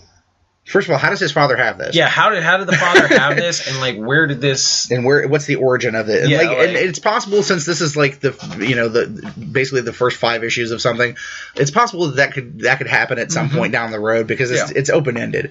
Yeah, but it is something like it's almost like a contrivance of convenience that his father would have this thing. And I'm not complaining about it or anything. I'm just saying it's like something that for me personally could be slightly more fleshed out. Yeah. But that's really like one of the only criticisms that was it. That was as far as like, oh, okay. And now we move on. Yeah. And so like he gives him this, weapon, and like when you hold the staff and the necklace, it turns into a full-size staff, and it has this lantern. It's a very cool design. Yeah. It's like a staff with kind of almost a shepherd sort of hook at the top, and it has like a lantern inside of it. And he kind of sends him back to the real world, and he's essentially at this point a ghost. And he's kind of like a spirit of vengeance, but he's more a spirit of truth through vengeance through truth in a way. Yeah. And he's retribution. The place he seems to feel most comfortable is the grave that his son and he share side by side plots basically. And so, like, the gravestone is where he seems to feel more, like, most comfortable. But while he's there, this, like, wolf creature shows up, and, like, it attacks him at first, and they fight with each other. It's very much like a hellhound, like, Cerberus type, Like a dire wolf crossed with a hellhound. Yeah. Very cool design. Looks very interesting. Has, like, a really cool collar, and, like, it has a collar around its neck, and then, like, manacles around its front paws and back paws that have broken chains. So, like, it was locked up, Yeah. And they fight each other, but they don't seem to be able to damage each other. And so they just kind of give up at some point after they've been fighting for a while. And then he realizes, like, he's kind of laying there blown out from trying to fight it. And he realizes that it's intelligent. Like, it talks to him. And it's not like, oh, I have a conversation. It's like it talks in sort of guttural speak. Very primal vocalizations. It's like, he's like, what the hell are you? And he's like, Legio. Name is Legio. So, like as in I am Legion, sort of thing. And they communicate with each other, and the monsters, he's like, why are you here in the cemetery? And he's like, monsters, like, I feel safe here, basically. And like, he wants, immediately the wolf is like, I want to go with you. And he's like, no, I have shit to do. Fuck off, basically. Yeah, like, piss off. Of course, it's written better than that, but, like, that's the gist of it. And so he tries to go back home, but he can't enter his house. Like, he tries every way, and it's basically like he's frozen from doing it. Yeah. And so he kind of climbs to the tree and watches his family. And it is. It's one of those things where you see a real consequence of the choices that he makes. This is where it starts to get, really crazy, because goosebumps and shit again. Now he's starting to, like, now this is the road, the steps to where he starts to see the choice he made is going to have a very dramatic, Yeah, you can't go home again. Yeah. Like, he has to, he can't interact with his family in that way again. He can't go inside that place that he felt most at home, because it's not your home anymore. Yeah. And he's watching them through the window, and he's watching the life he left behind, and, like, finally it's hitting him how fucking selfish that he is in that respect. And it's really painful stuff. Like, it's painful, and it's like where he was at, it tends to drive him on more, because, it's in the mindset, it's, oh, great, now this is another thing that, has been taken from me, and he tends to get angry. Yeah, and he's kind of like, he goes from, like, being completely, selfish about it to then being like, I deserve this. I did this to myself. Yeah. And I need to get this retribution. Hatred to self-loathing almost. Yeah. And while he's there, he keeps kind of hanging out in his swing set, his kid's swing set, and the Legio shows up, and he's like, what the hell do I have to do to get rid of you, basically? And the wolf is like, my family taken, like, I want payback, basically. And he's like, well, and they kind of are like, well, it seems like we want the same things. So we'll, he's like, fine, travel with me. And they could sort of decide to travel together, and that's basically book 2. And then when we get to book 3, this is when the actual shit gets real. Yeah. shit gets crazy. That's when Lawrence actually gets to confront the drug dealer that not only killed his son but beat the living crap out of him and embarrassed him and this is where the mission begins. Yeah. Book 1 is very much everything that happens, the build up. 2 is very much the choice is made. Mm-hmm. And then, you start to finally see some consequence of the choice, and you see reactions to that. And then book 3 is where the mission begins. Yes, for lack of a better term, the birth of the hero in a way. The difference between Lawrence being Lawrence, or Professor Lawrence, to being the Shepherd. Yeah. And this is where the Shepherd is the thing. And I won't. This is the point where I think we should not go into heavy detail, because this is the point you need to read it. Yeah. And I will talk about some things that happen, and not in super detail or anything. But what's interesting is that the way that the staff works, and the way that he uses it at first, and then the way that it needs to be used. Yeah. And that's a tricky point, because it can be used very effectively in the wrong way. Yeah. There's some very much... It is very powerful juju, but for every bit of damage that he does to one of these people that has wronged him, for the drug dealer, for example, whatever amount of damage he does to him, he's doing the equal amount of damage to himself. Yeah. Because the staff is firing back at you. Yeah, because he's choosing to go past the point that he needs to. And at this point, he's still in that very much self-loathing. So he's I deserve this. Yeah. This is what needs to happen. So he's I will burn them up as much as I'm burning myself up. And it's burning him. It's burning him alive. Or not alive, but it's burning him inside. It's taking all that it is away from him. And basically, he has to keep going back to the graveyard to kind of to recharge himself and sort of sleep. Fatigue and just, you're drained. And not only is he full of rage and vengeance and stuff, but Legio is full of even more rage. And it's that animalistic, guttural, primal rage that he's having to stop him from killing. Yeah. Because Lawrence is not killing. He's going close. Yeah. But he's not killing people. Mm-hmm. But Legio very much wants to destroy, and nothing but destroy. And it's that the part of the conversation I had with those two is one of the things that they disagreed on is whether Legio would kill or not, because Roberto very much wanted him to, and thought it made sense for it. And you could look at it both ways, and I agree with both of them. I agree with Roberto, it makes sense that he would want to kill and that he would kill. But what Lawrence was doing with the story, it makes sense. And not Lawrence, it's the character. But what Andrea was doing with the story, I understand why he fought for it not to be that way. It does make sense. It's yes, he is very angry. It is one of those things where he's just gone to that base emotion. Yes. And it's, kill whatever's in your way. That is it and stuff, because you are the animal. Yes. You are the animal, and that's what you're going to do. And, Lawrence is angry and, wants them to punish, but not necessarily this is the man and the animal. Lawrence is that righteous rage, that the rage of the just, and that the intelligent anger.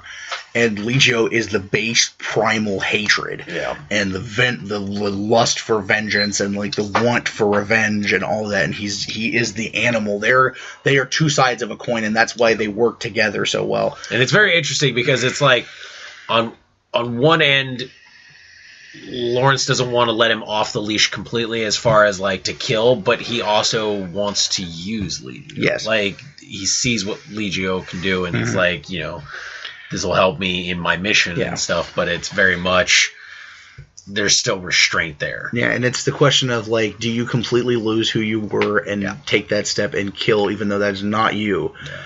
Because in the pursuit of justice, in the pursuit, it's the quintessential superhero question: do you kill in the pursuit of justice? Yeah. Can you look at the world and say the world would be a better place without that person? And do you make the choice to say fuck, the legal system or anything like that? I will make that decision. And it goes are down you that Judge line. Dredd or are you Superman? It goes down that line of what's what's justice and what's vengeance. Yes, exactly. You know, like there's that line is so thin and gets blurred so easily. You know, retribution can be justice and it can be vengeance. Oh, absolutely. And like people hide behind that word so easily. And it is one of those things where I kind of like it resonated because it's one of those things where it's like faith and belief systems are really tricky. Yes. Because unless they're really put to the test, do you know for a fact what you truly believe in? Yes. And like what moralities and ideals and all that stuff do you really hold? And you know what can crack it and what can break it. Yes. You know, and this book really shows, you know, the extent of like, is it cracked or is it broke? Like, you know, and what happens? Like how easily a person can cast away their faith or hold on to it. And it's definitely one of those, it doesn't matter what you believe in, you know, it's one of those things, as long as you can understand that at a very basic, you know, sense, I think the book will resonate with you. Yeah, absolutely. Completely. And it's like how connected to your morals are you? Yeah. And this is a guy, and because of who he is, because he was this guy who was a theology professor, like he knows all this. He has all that information. Yeah. He has all that faith and all of that. And then what do you do when you're that strong in faith and everything is taken from you? Yeah. And do you have the strength of character? Do you have the strength of humanity and the strength of your being to stick to your morals once everything has been taken from you? And you know, the biggest kick to the fucking balls that the universe could give you. Are you still the same moral person? Like, do you have your same convictions? Do you still have that faith? Do you still have convictions when all you feel is nothing or all you feel is pain? It is very interesting to be like, do you get back up or do you fall deeper? Like, and I think you see pretty much every spectrum of that. You see, you know, so much, the whole thing, you know, the questioning and, you know, anger, vengeance, justice. It's all in there. Like every bit of it. It's very much, you know. Like I said, I won't spoil further, but there is like when he gets to the kind of the guy who's the boss of the drug dealer, like there's this thing where he's like, here's your truth. And the guy's like, so fucking what? Like, I don't make these people take these drugs. Like, I provide a service, basically. Like, and if they choose to take this service, like, what the fuck? Let's just get off my nuts. And it's like, what do you do when you expose someone to the truth of what they've done and they still give a shit? Yeah. Like, how can you stick to your moral compass when the thing that you're trying to do, which is expose what they are to them, like, I hate to do this, but, like, the scene itself is, like, the guy's in bed with his wife. Yeah. And then when, you know, Lawrence comes, the shepherd comes, and he shows him the truth, and the wife sees all of it. And basically he's telling her, like, you must bear witness to this to see what your husband really is. Yeah. And she's like, holy shit. And, like, he names off the litany of shit that he's guilty of. And, like, here's the truth of what you are. And not only that, but, like, here's the consequences of your personal life, what's going to happen. Like, you have a teenager or a daughter or whatever. Like, here's what happens 3 years from now. And I'm not going to say what it is. Yeah. And he's still no fucks, like, basically. And then she's like, oh my God, you're a monster. Yeah. And then yet, this is the point where Legio is at his most, I want to kill. Like, your way isn't working. Yeah. Let me do mine. And she like, even confronted with everything, is still begs for his life. Yeah. That's like that's when it comes like that, almost in the first full circle. Like, that's not exactly the point, but that's one of those points where it's full circle, because it's like, love is that strong. Yeah. When you love someone, even at times where you're bad. This is one of those things where, like, I want to, you know, you guys know I watch true crime like crazy, but this is like when they interview the wives of serial killers or something, and they're like, you didn't, you know, I didn't know or whatever, and then, like, how can you still love this person after you found out that they, you know, skinned 15 women and wore them for her clothing? Like, how do you still love this person? I can't turn that off. Like, you know, how do you, like, because there's one show now that's like, you know, family members of people, you know, who are murderers. How do you turn off 20 years of love Yeah. for 30 minutes of what you just told me? If somebody, you know, if I found out Not Dave had killed like 20 people or whatever, could I, you know, or vice versa, it's more likely me. Like, if Not Dave found out, like, hey, I murdered like 15 people or whatever, would she just instantly hate me? That's not how that works. That's not how emotion works. It's not how your heart works. Yeah. It's not how love works. Like, not only, yes, you're confronted with the truth that this guy did all these horrible things, but this is also the guy who's the father of your children, who you've spent 30 years married to or whatever, like, and you've loved for this long. It's just, you can't turn shit like that off instantaneously. And again, it's very much, this is a real reality. This is what would really happen. This isn't one of those, like, oh, well, I hate you, go ahead and kill him now type things. This is like, no, this is how real emotion and real thought would be. There's just so many parallels to my life in the story in ways, like weird ways, because this is one of those things. It's like, and Dave knows this because he's had to experience it for the last 5 years. My grandmother is a terrible person. Like, I hate to say this, and it hurts me to say it, even though it's extremely true, and you can verify this. Especially as you have an outsider's look at this. Oh, yeah. Like, a horrible person who is vindictive and abusive and manipulative, but yet I still feel bad if I'm not in contact with her. Yeah. I've broken off contact, and it's been a while now, and like this is the 4th or 5th time this has happened, because it's very difficult for me, even though she's that kind of person, to stay away, because you still have that love there. It's just like we all have that relative or that friend or something. Everybody's got that friend who's basically a big fucking turd, and everybody's like, why the hell are you friends with that person? But you're like, I love them, like they're part of me, like I can't turn off the things, like they're a piece of shit, but there are these times you can't really maybe they're a piece of crap, but there was these times where they were there for me and then nobody else was, and then there's that love there, and I can't make that stop. I think one of the best things I can say about this book, and why I liked it, is in my mindset, like theology of any kind has never been like that happy shiny stuff. I never believed that. I'm sorry. The fairy tale aspect of it is immediately out, and I always have questions, and I feel this gets to the meat of those questions, as far as like, this doesn't shy away. This doesn't pretend that, oh, well, he's a saint. This life doesn't is beautiful, pretend, and then you'll go to heaven when you die. It's not about that. No, this is real faith and real belief system. It's something you're going to constantly struggle with. You're constantly going to have questions. You're constantly going to like question whether or not, why is God, or whatever higher power you believe in, doing this to you? Why is this happening to, it's easy to believe in these things when they're happening to somebody else, but once it hits you, people become very like, why me? Very selfish. And some people learn from it, some people don't, and this comes to a very, this is how a real person's faith is. This is how a real belief system is. It's not perfect. It's constantly struggling. You're constantly tripping, stumbling, falling, and either getting back up or just falling further. And it's the realest, thing as far as like dialogue and character in a, non-realistic, setting. And it's great. I love that, because usually when you see like supernatural or anything like that, they go so far into that, and they leave a sense of like the real morality and humanity, or they go so much that you don't get that, like where you're kind of out of into the supernatural. It's just so much, and this is that right blend of real morality and real person in a non-real situation. Absolutely. True faith is constantly tested. And that's what this is about, testing faith and testing convictions and testing morality and testing love. And all of that, and like trying to find, to find that thing that really defines what you are as a person.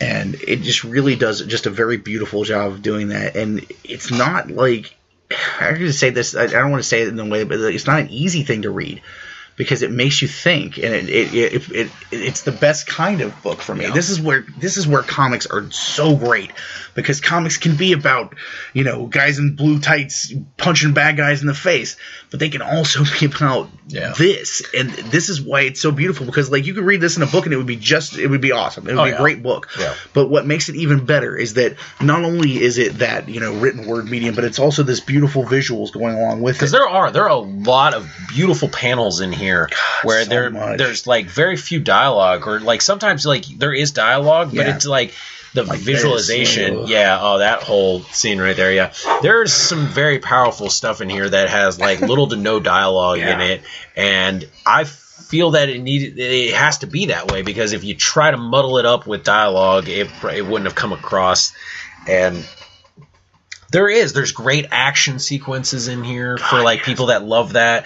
You know, there's cool, you know, mythos and different things of that nature if you like that, but there's also a very real, very like, you know, emotional element in it, and you immediately understand it, and it goes the whole way.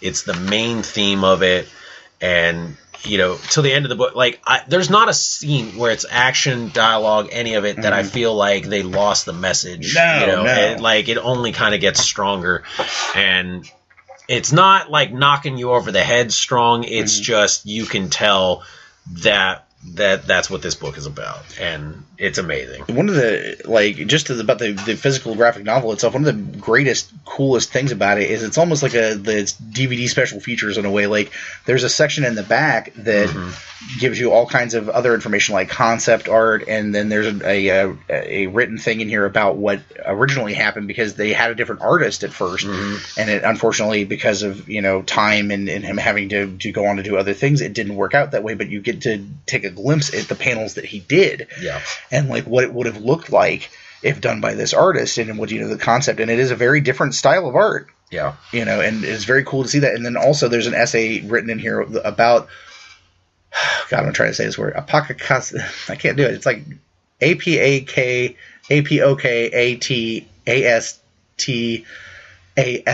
Like, that's a long freaking word. Apokatastasis is what I'm going to call it. But it's like, it explains what that means. It's a Greek word that basically translates to a complete restoration, reestablishment, or reconstitution. So, like, it kind of explains to you, like, what that means, and it's several pages long. It's very interesting, fascinating stuff, and there's a very good foreword, too, where he talks about, like, the story of how it came to be. And this was what was great about being able to do the interview, not just with him, but with both of them, to see, like, what the story meant to them, and, like, you know, what it was like writing such a personal story and such a strongly themed story. Oh, very strong. And one of the things that I told Andrea when we were doing it, and the thing that one of the biggest, like, highest praises that I can give it as a character, as the Shepherd as a character, is, like, I love the Spectre. And I love, like, characters of that nature, like characters that are, the Spectre and Ghost Rider are like the spirit of vengeance, and you know, the Spectre especially. Spectre's always been a really important character to me. And I would say that, like, this character is so strong that it goes right in that pantheon, like, with the Spectre, with John Constantine, with, you know. For me, I think Ghost it's like, Rider. It's a really interesting mix, because it's like, when it starts out, it's very much Spectre. But, like, as it goes along, it feels like it's Spectre and Phantom Stranger. You know, there's very much that. Like, and that's a high praise that I can give, is, like, this is right up there with that kind of stuff. These are characters that are luminary characters. The Spectre has been around since the 1940s. This is a very important character in the history of comics. And I feel like it's not like, this is a clone of the Spectre or something. No, this is an equal sort of thing. And it just really struck me as, like, you know, this is what I love about independent books and stuff too, is that, like, you can tell these kind of stories. Because I'm going to be honest, this is not a book that DC or Marvel would put out. No. Not in this form. Like, you know, the character concept, maybe. But it would be something that it would so get neutered. It would get turned into something that's more high impact type thing, and I think that is, you'd lose so much in it, because one of the beauties of the character is that he is a flawed person, because he's human. Yeah. Like, as humans, we make all kinds of mistakes and bad choices, and then we learn from them and stuff. It's not, he's not an omnipotent being that, you know, knows everything. He's just a guy. And unlike the way the Spectre, like, the Spectre is a spirit of vengeance, and then, like, Corrigan is his, you know, root in humanity. Yeah. He is both. Yeah. He is both the spirit of, like, vengeful truth and rooted in humanity and hurt and pain and all those things. Yeah. And it's just like if you're into supernatural things, it's that. Oh yeah. If you're into like heavy stories about, you know, theology, not theology necessarily, but like belief and matters faith, of like, you know, human morality and, you know, it's that. If you like, nature. You know, if you like it's almost like the artwork. I would almost call it like in some places it's like beautiful watercolor paintings, like. If you're into like, and you know, very amazing artwork, it's got that. Like, if you're into just like really interesting action, like it's got that too. Mm-hmm. And you know, even if you're like a horror fan, it's not a horror book, but it's got elements. There's very dark elements. Yeah, there's dark themes there. Like it appeals on so many levels, and it's one of those times, one of those wonderful, you know, kismet sort of things where like everything works perfectly together. The writing, the art, and like it's all in harmony. I don't know. I've said this a million times, but the books that work the best for us is when like the art and everything is in simpatico. Yeah, fusion is beautiful. Yeah, and this is that. Yeah. And you know, and like it's almost like it was meant to be in a way, like that the other artists couldn't do it. And like his stuff is great too. Yeah, but it wouldn't have been exactly as good in a way because like this, you know, Ryan Shower's artwork works so well with the story. Like if it were the other art, it would still be a good story, but it wouldn't be as perfect as it is. Yeah. And so I thank Andrea and Roberto for talking to me on the Todd Files, and I thank them for sending us these awesome stuff. Like, you know, we of course love swag. Yeah, love it. and like already, I got this a couple days ago. Already, mine's dog-eared, like because I read through it and then referenced it and stuff so much. But like, it's one of those few rare times where Dave and I get to have that special thing where we both love something enough to really get into talking about it. And we've literally, I'm looking at the time, we've talked about it for almost an hour now. Yeah. Because it's that, and we could have talked about it a lot more if we wanted to spoil shit. Yeah. Like, that's the thing. Like there's a lot so we didn't much talk more, about in there. There's a lot of stuff, but I'm just going to tell you guys, if you read this, and I really hope you do. Oh, God, me too. Don't go into it lightheartedly. No. Like, that's the best thing I can tell you is, like, really expect a deep story. Like, don't go into, like, you're just picking up, you know, like I just picked up volume 3 of Runaways or something like that. Like, no, this is something that is going to, I think, really get your mind going. Like, you're going to, I think unless you're, like, completely cold-hearted or something like that, you're going to get goosebumps. You're going to get the feels. Your mind's going to start working. Your brain's going to start working. You're going to, like, start questioning things in your own head as far as, like, not, you know, like, oh, what do I believe in? But, like, what would you do in these situations? Yeah. Like, would you do what he's doing? Yeah. Or would you be like, no, I wouldn't do that and stuff? It's very much, it brings up a lot of good things to make you think and question things. Yeah, and that's the best comics are the ones that you're once you finish reading it, you don't stop thinking about it. Yeah. Like, there's so many comics I read it, I put it down and never think about it again. Yeah. And that's not like they're bad comics or anything. It's just like, oh, it's a story and it's over. Yeah. But this is a story that, like, I read it a month ago at first, and we've been steadily talking about it since then. Yeah. And this is why we didn't immediately review it, is because we didn't feel like we had enough time, you know, to talk about it, or enough, like, you know, because I knew it was going to be emotionally difficult to talk about. Like, there's multiple times during us talking about it where I've gotten choked up, where I've gotten goosebumps like 10 times since we've been talking about this. And reading it, I squirted tears on multiple places. I showed you some of the panels that fucking gut checked the shit out of me. It was like an emotional punch to the gut. Like, in fact, one of the prints we got is actually one of the panels that, like, literally had me misty-eyed as shit, because it's like one of those ones where it's like, you know, as a person in my younger years, it brought back a lot of that, and so it was very much, you know, it got to me. But in a good way. Like, it was sad at the time and stuff, but it's like one of those sads that you wouldn't trade away for anything. Yeah, but it resonates so much. Like, And then one of the other things that I love about this, and this is just a tiny little thing, but like during the separation of the issues, the great thing they do is they show the cover art for each individual comic, which is awesome. I love that. A lot of graphic novels don't do that. Sometimes they'll do like the inner cover will be the cover of the first issue or something, but a lot of graphic novels don't do this anymore. But I love the fact that they did do that because the covers are beautiful, like the individual covers. Like this is the kind of thing, like if I could get single copies of them, I would. Like, oh yeah, because they're that. And some of the prints that they sent us are actually the covers, and that's really awesome too. Like there's some amazing, they're gorgeous shots. Yeah, issue 2, absolutely gorgeous. All I got to say is like I hope there's more. Oh like, God, please write more. I want to see more come of this because like this ends with like there is still more to go. So much more. So much as far as like me, I can see so much more coming out of the choices that were made in this first, 5 issues and stuff like that. Like there's so much like long term stuff. We haven't actually talked about this, but I was getting in my head like how when you love something you start casting it. Like we totally do this, and we did it for Old Wounds when we reviewed that. Yeah. Like.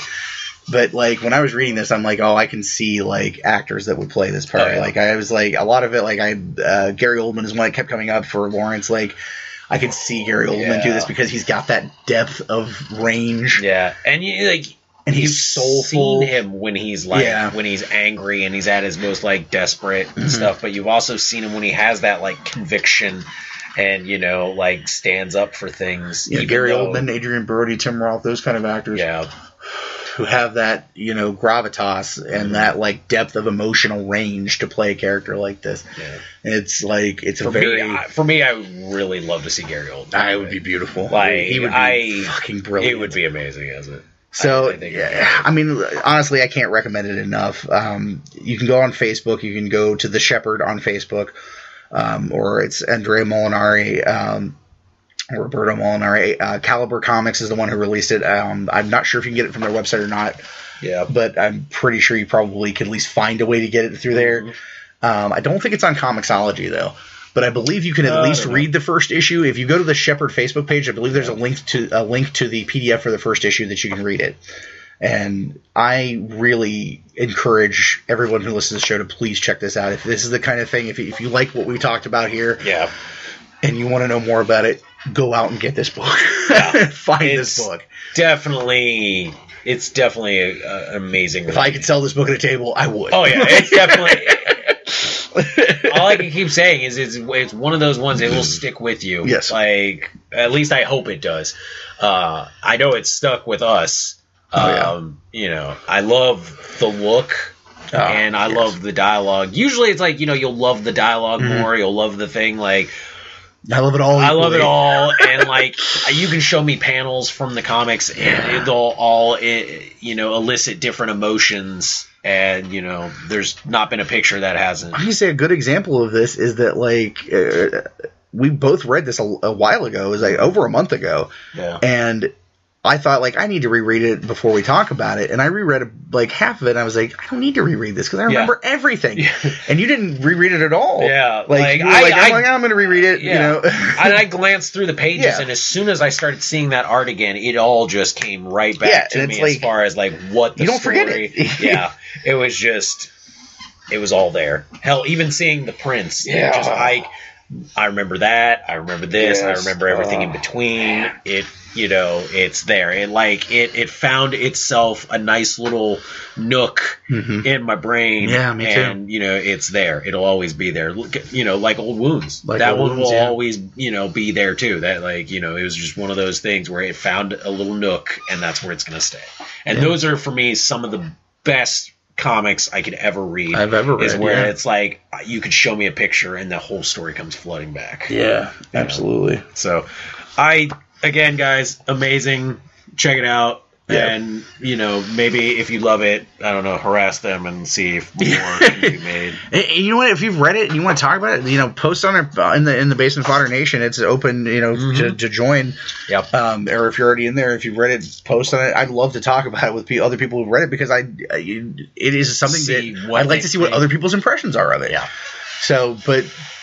I think that, hopefully we've done it justice. I know we haven't done it fully justice because we couldn't talk about some of it without spoiling it, but Yeah, if we had gone into any more of it, yeah, that what we said is what needed to be said, but you guys wanting more. You need to read this, you know. But we're in the hour and 47-minute mark, so we should probably wrap it up. Wrap it up, B. But yeah, we've come to the point in the night of shilling. Dance, monkey. Dance like the chimp that I am and shill. If you like what you heard tonight on the Basement Fodder podcast, you can, of course, always find this show and our other show, The Todd Files, on our brand new website, thebasementofdoom.wordpress.com, and, of course, at our network home, digitalnerdage.com. If you're looking for us on social media, we're all over the Facebook. Todd of Basement Fodder, Dave of Basement Fodder, the original Basement Babe Basement Fodder podcast, and, of course, Todd Dave. That's Todd and Dave. My name is not Todd Dave, and neither is his. I'm not Dave Todd. You can find us on Twitter at Basement Fodder. If you listen to your podcast through apps, you can find us on Stitcher. You can find us on YouTube, Spreaker.com, and iTunes, of course. And if you're interested in custom action figures, you can always find me at my Facebook home of Titan Trap Customs and at Titan Trap Custom on Twitter because I can't type. And, of course, you can also hear me every week on along with the vengeful Jedi Clint Thiel on the Geek Dig podcast. It's geekdigpod.com and at geekdigpod on Twitter. So I think that's going to wrap it up for this week. Yeah, I think that's about it. And we'll be back next week. There's a little indie show here in Columbus that I think we're going to try to hit up next weekend. Oh, is that that? Yeah, okay. Yeah, Eric Palicki is going to be there, and some other folks are going to be there as well, and that one looks like interesting, so hopefully we'll have a little bit to talk about on that one next week. Should be good. I'm going to wrap it up tonight from the Basement of Doom. As always, I'm Todd. I'm Dave. And until next time, the basement door is closed. Later, bitches. You've been listening to a Basement of Doom production. To find out more about Basement of Doom Productions and all of its family of shows, please check us out on Facebook at facebook.com/basementfodder and on Twitter at Basement Fodder.